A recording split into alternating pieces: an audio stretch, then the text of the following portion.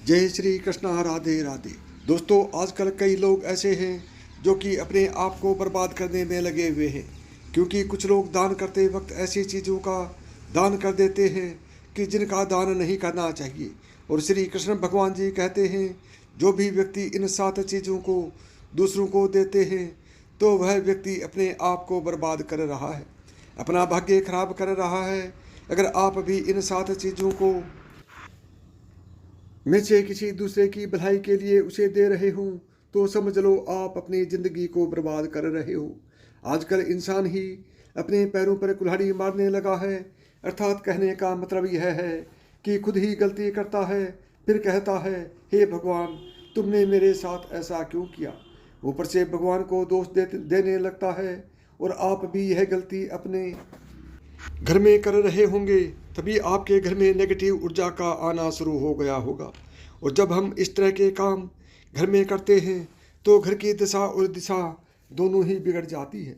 दोस्तों, भूल कर भी इन 7 चीज़ों को किसी को भी न दें, नहीं तो आपको सड़क पर आने में कुछ वक्त नहीं लगेगा। भगवान श्री कृष्ण के अनुसार मनुष्य को अपने घर की चीज़ें भूल से भी दूसरों को कभी उधार में अथवा भेंट में नहीं देनी चाहिए। इन चीज़ों के साथ ही घर से लक्ष्मी भी चली जाती है। हमें बचपन से ही सिखाया जाता है कि दूसरों की मदद करने से, दूसरों को दान देने से मनुष्य को पुण्य मिलता है। भगवान श्री कृष्ण के अनुसार जो मनुष्य अच्छे कर्म करते हैं उन्हें उसका अच्छा फल ही मिलता है, परंतु कुछ चीज़ें ऐसी होती हैं जो आपको भूल से भी दूसरों को नहीं देनी चाहिए, क्योंकि ये चीज़ें अगर आप दूसरों को देते हैं तो इन चीज़ों के साथ आपके घर की सुख समृद्धि भी चली जाती है, क्योंकि इन चीज़ों के साथ आपके घर की शांति और सुख समृद्धि जुड़ी हुई होती है। अगर ये चीज़ें आप दूसरों को दे देते हैं तो आपको दरिद्रता का सामना करना पड़ सकता है। कई लोग कहते हैं, यह हमारा घर वास्तु शास्त्र के अनुसार चलना चाहिए। अगर जो व्यक्ति वास्तु शास्त्र के अनुसार नहीं चलता है तो उसके घर में बर्बादी के लक्षण दिखने लग जाते हैं। आपको बर्बाद नहीं होना है, आपके घर को बचाना है। आपके घर में रहने वाले हर सदस्य ठीक रहें तो रसोई घर में यह गलती मत करना। ईश्वर कहते हैं, जो भी व्यक्ति अच्छे तरीके से पूजा पाठ करते हैं उसे मैं स्वीकार करता हूँ, उसकी हर मनोकामना को मैं पूरा करता हूँ। दोस्तों, विष्णु पुराण में इन चीज़ों का उल्लेख किया गया है। इन चीज़ों का संबंध माँ लक्ष्मी से माना जाता है और हम सभी जानते हैं कि माँ लक्ष्मी का हमारे जीवन में कितना अधिक महत्व है। जिस घर पर माँ लक्ष्मी की कृपा होती है वहाँ पर सदैव धन, वैभव, सुख शांति का आगमन होता है। अगर माँ लक्ष्मी किसी कारणवश रुष्ट हो जाती है तो घर में सुख संपत्ति और वैभव भी नष्ट हो जाता है। इसलिए आप यह ध्यान में रखें कि अपने घर में मौजूद ऐसी चीज़ें हैं जिनका संबंध माँ लक्ष्मी से है, दूसरों को कभी उधार ना दें। जो भी व्यक्ति आज इन 7 चीज़ों को अच्छी तरीके से जान लेगा तो वह व्यक्ति किसी को भी नहीं देगा और उसके घर में सुख शांति रहेगी। आज दोस्तों, कुछ भी हो जाए, आपको इन 7 चीज़ों के बारे में जानकर ही जाना है। व्यक्ति चाहता है कि उसके जीवन में सुख शांति रहे और घर पर धन का अभाव न रहे, लेकिन केवल मेहनत करने से व्यक्ति की यह चाहत पूरी नहीं होती है। कई बार ऐसा होता है, आमदनी अच्छी होने और खूब मेहनत करने पर भी घर पर धन का अभाव बना रहता है। इसका कारण है जाने अनजाने में हुई गलतियाँ। शास्त्रों में ऐसी कई नीतियों के बारे में बताया गया है जिसका पालन करने पर जीवन की कई समस्याएं दूर हो जाती हैं। दोस्तों, इतना ही नहीं, इन नीतियों का अनुसरण करने पर घर परिवार में सदैव खुशहाली बनी रहती है और माँ लक्ष्मी की कृपा से कभी पैसों की कमी नहीं रहती है। गरुड़ पुराण, जो कि हिंदू धर्म का महत्वपूर्ण ग्रंथ माना जाता है, इसमें ऐसी कई बातों का उल्लेख मिलता है जो कि गरीबी और दरिद्रता का कारण बनती है। अगर आप इन कामों को करते हैं तो आज ही इसे छोड़ दें, वरना कई तरह की परेशानियां झेलनी पड़ सकती हैं। अब यहाँ पर कुछ लोग ऐसे भी होंगे जो हमारी बातों को हल्के में लेंगे, क्योंकि उन्हें वास्तुशास्त्र का ज्ञान नहीं है। इस पर एक कहावत भी प्रचलित है कि बंदर क्या जाने अदरक का स्वाद। अर्थ यह है, कोई भी व्यक्ति वास्तुशास्त्र के बारे में नहीं जानता है, तो फिर इन उपायों को यह वीडियो देखने पर भी यह विश्वास ही नहीं करता। इसलिए सही सटीक 100% जानकारी के साथ में जानने के लिए इस वीडियो से जुड़े जाना दोस्तों। अब चलिए वीडियो को आगे बढ़ाते हैं। आपके पास अभी जितने भी काम हैं उनको साइड में रख दीजिए। ध्यानपूर्वक जो आपको बताया जा रहा है उसे देखिए और सुनिए। साथ ही यदि वीडियो पसंद आता है तो वीडियो को ज़्यादा से ज़्यादा दोस्तों में शेयर करें और कमेंट बॉक्स में अपने शहर का नाम ज़रूर लिखें कि आप किस शहर से इस वीडियो को देख रहे हैं। नंबर 1, पत्नी के गहने। दोस्तों, स्त्रियों के आभूषणों को माँ लक्ष्मी का प्रतीक माना जाता है। सुंदर आभूषणों से सुशोभित स्त्री माँ लक्ष्मी के प्रतिबिंब की तरह दिखाई देती है। इसलिए जब भी हम गहने खरीदते हैं तो सबसे पहले माँ लक्ष्मी के सामने रखकर उनकी पूजा करते हैं और इसके बाद ही उन्हें पहनते हैं। घर की स्त्रियों को घर की लक्ष्मी माना जाता है। उनके गले में आभूषणों का होना सुख समृद्धि को दर्शाता है। इसलिए अपनी पत्नी के गहने कभी किसी को उधार में या दान में या दूसरों को इस्तेमाल के लिए कभी नहीं देने चाहिए। खासकर सुहागिन महिलाएं अपना मंगलसूत्र, पायल और बिछिया कभी किसी अन्य महिला को इस्तेमाल के लिए ना दें। इससे घर की बरकत और भाग्य भी उन गहनों के साथ चला जाता है और माता लक्ष्मी अत्यंत रुष्ट हो जाती है। इसलिए अपने घर में सुख समृद्धि बनाए रखने के लिए इन गहनों को दूसरों को इस्तेमाल करने के लिए ना दें। दोस्तों, कई महिलाएं तो ऐसी भी होती हैं जिन्हें अपने गहने पसंद नहीं आते हैं और दूसरी महिला के गहने की शैली और बनावट पसंद आती है, जिसके कारण महिलाएं अपने गहने पहनने के लिए एक दूसरे से बदलाव कर लेती हैं। परंतु दोस्तों, ऐसा करना मतलब है कि आप अपने से माँ लक्ष्मी जी को रुष्ट कर रहे हो और घर से बाहर भेजने की तैयारी कर रहे हो, क्योंकि आभूषण या गहने माँ लक्ष्मी जी का प्रतीक होता है और आपने अपने गहने ही आपको पहनने चाहिए। किसी को भी दूसरे के गहने नहीं पहनने चाहिए। नंबर 2, झाड़ू।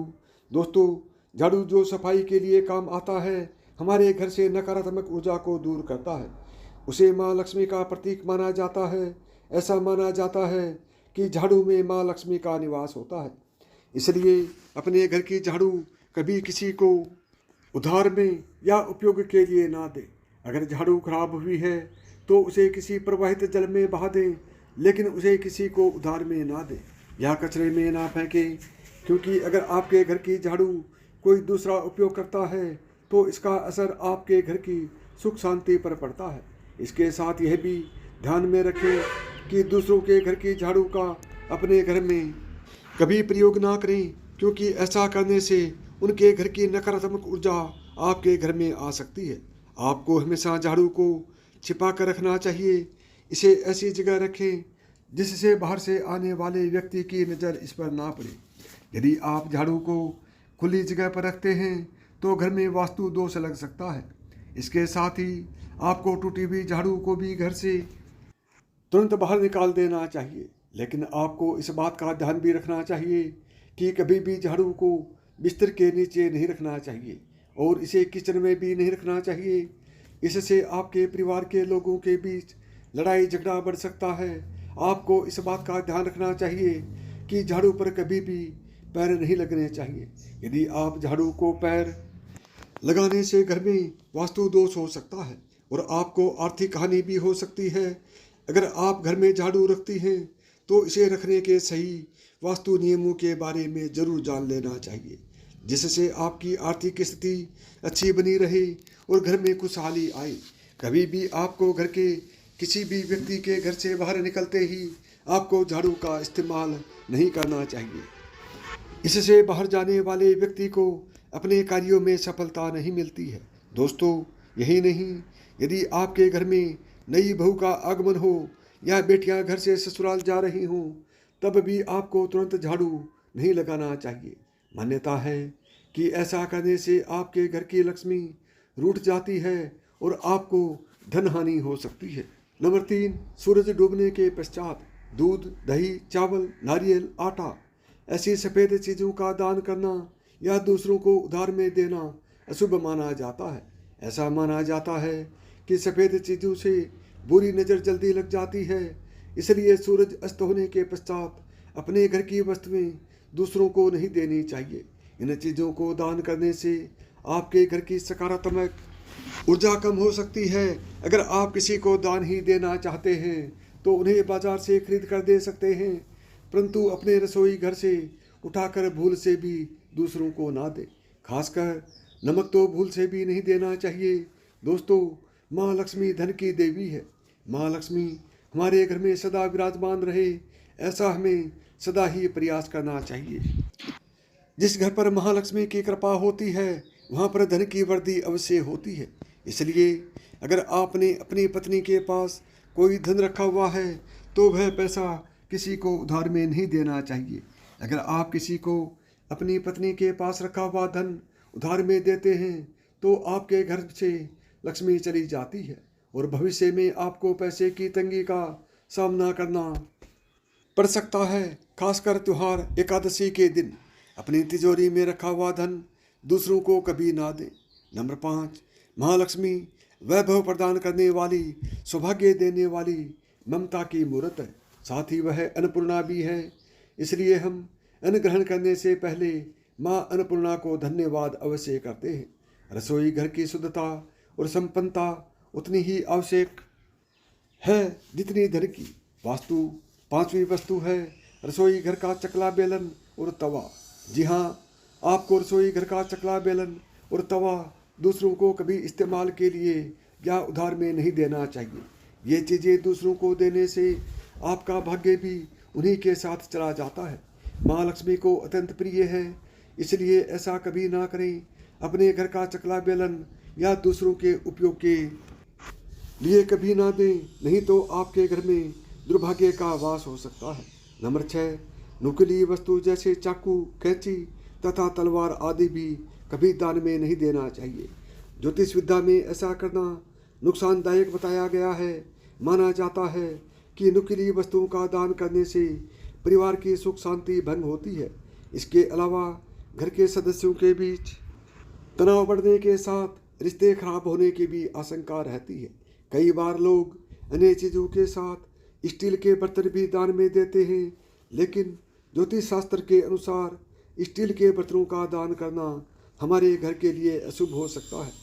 धार्मिक मान्यताओं के अनुसार स्टील के बर्तन दान करने से परिवार की सुख शांति भंग होती है और झगड़े आते हैं। इसकी वजह से घर में आर्थिक तंगी बनी रहती है।